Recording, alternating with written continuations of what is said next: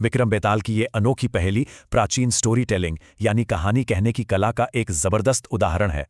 इन प्राचीन कहानियों को समझने के लिए देखना होगा कि ये पहेलियां तर्क और नैतिकता को कैसे परखती थीं। तो चलिए शुरू करते हैं। ये दिलचस्प कहानी गौड़ देश के राजा गुणशेखर और उनकी 3 बेटियों की है। कहानीकार ने इन राजकुमारियों की नाजुकता दिखाने के लिए अतिशयोक्ति यानी बात को बहुत बढ़ा चढ़ाकर पेश किया है। पहली को चांदनी से छाले पड़ते, दूसरी गुलाब से घायल होती और तीसरी सिर्फ आवाज से चोटिल हो जाती।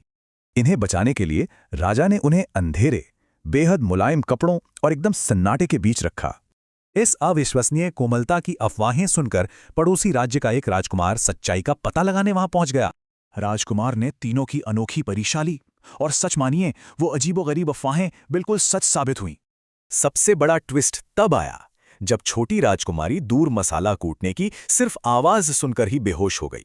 इसी सस्पेंस वाले मोड़ पर मास्टर स्टोरी टेलर यानी बेताल रुकता है और राजा विक्रम को एक चुनौती देता है। बेताल की पहेली थी, इन तीनों में से सबसे ज्यादा कोमल कौन है और राजकुमार किससे शादी करेगा? सस्पेंस बढ़ाने के लिए बेताल धमकी देता है, जवाब पता होने पर भी चुप रहे तो सिर काट देगा। इस खतरे को देखते हुए राजा विक्रम आखिरकार चुप्पी तोड़ते हैं और एक बहुत ही लॉजिकल जवाब देते हैं।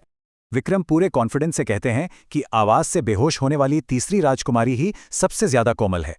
ये जवाब दिखावटी शारीरिक कोमलता की बजाय गहरी मानसिक और भावनात्मक संवेदनशीलता को बहुत ही शानदार ढंग से मापता है। चूंकि उसे बिना किसी छुअन की ही तकलीफ हुई, उसमें सच्ची मानसिक कोमलता है। राजकुमार उसी से विवाह करेगा।